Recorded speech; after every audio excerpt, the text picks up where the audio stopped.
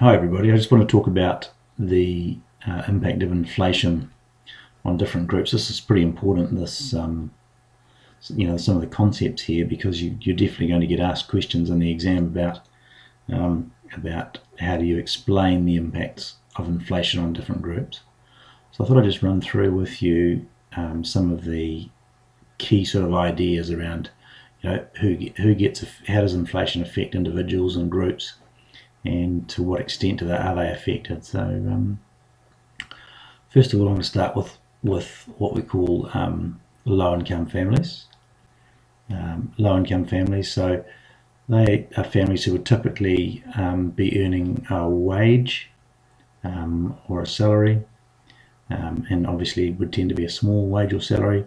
They might be renting their property, and they may not have any other assets other than no assets at all.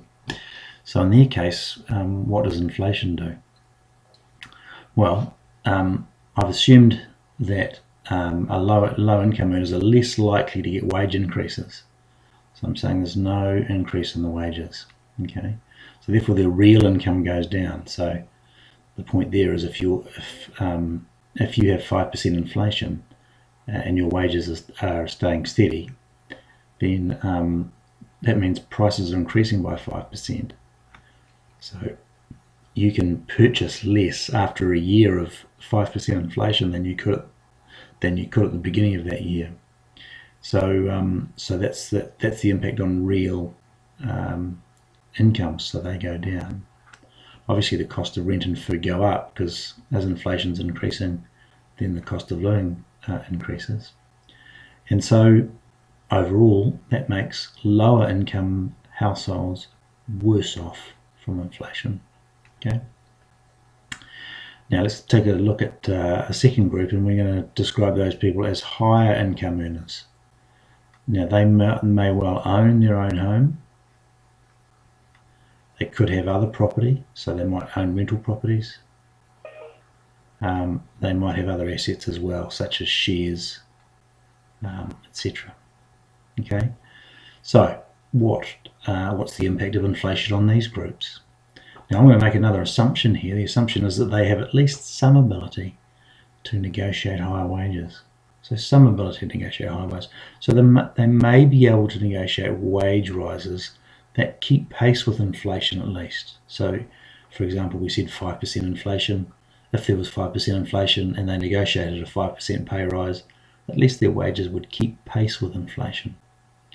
And they may well be able to do better than that. So they may in fact be able to negotiate a better than 5% return and therefore improve their real income. Now what happens with their assets, their house or houses and other assets? Well, clearly when inflation is occurring, the general level of prices is increasing. So one assumes that house prices are increasing. Okay. Now if house prices are increasing, therefore the value, or the asset value, the value of the home goes up. So that increases their wealth. Also the money paid back on their borrowing, so if they've borrowed to buy the home, the money paid back on the bank has a lower value because of inflation. It's lower real value, lower purchasing power, if you like. And lastly, if they also own shares, then shares tend to increase. Okay, shares will increase because why? Well, because with inflation, businesses enjoy price rises and they can enjoy more profit, and that will tend to lift the value of shares up. So what have we got?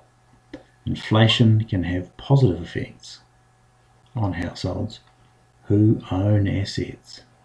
Okay, so the difference is there. If you're only earning income, inflation is very bad for you. If you earn a combination of income and you own assets, then inflation can be beneficial. Okay, let's go and have a look. What about the effect of inflation on pensioners? Well, pensioners, they tend to have fixed pensions. Now, pensions are those people who have retired. Okay, so fixed pensions. Let's change the colour there. And they may have limited or no assets, or at least very few assets. Okay, what's the likely impact? Well, if they're on a fixed pension, so if the government's paying them superannuation, and that tends to be reasonably fixed, then their real incomes will drop. It's like having a fixed income. So they don't keep up with the inflation rate. And of course, as we said before, living costs increase. So inflation is negative for those on the pension. What about businesses? Well, as we said before, businesses enjoy, in times of inflation, tend to enjoy price increases. Okay. Now, business confidence then also improves as they anticipate price rises in the future. So they're feeling good about the fact that they're able to get price rises in their goods or services into the future. That gives them some confidence. So that's good for business. So from a business perspective, inflation can be positive. Now it's pretty key here. High inflation rates or high rates of inflation may not be so desirable because they can what we call distort price signals. Distort price signals. That's going to be a topic for another video. Okay, hope that was helpful.